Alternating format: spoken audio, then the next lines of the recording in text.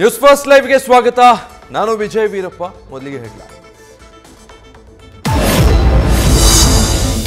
ಚೀನಾದಲ್ಲಿ HMP virus ಆತಂಕ ಜೊತೆಯಲ್ಲೇ ಕಾಡ್ತಿದೆಯಂತೆ influenza A, mycoplasma, pneumonia, corona ಭೀತಿ. ಯಾವುದೇ ಆತಂಕ ಬೇಡ ಎಂದ ಆರೋಗ್ಯ ಇಲಾಖೆ. ಚೀನಾದಲ್ಲೂ ಭಯವಿಲ್ಲ ಅಂತಿರುವ ಜನ. ಗೇರ್ ಮಂಗಣ್ಣ, ಜಡೆ ಜಗಳ ಬಿಡಿಸಣ್ಣ.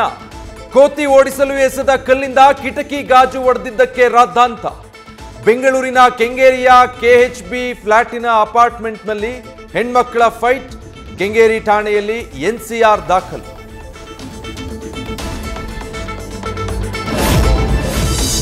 ಅವೈಜ್ಞಾನಿಕವಾಗಿ ಹಂಪ್ಸ್ ನಿರ್ಮಾಣ, ಸೂಚನಾ ಫಲಕ, ಸಿಗ್ನಲ್ ಕೂಡ ಇಲ್ಲ.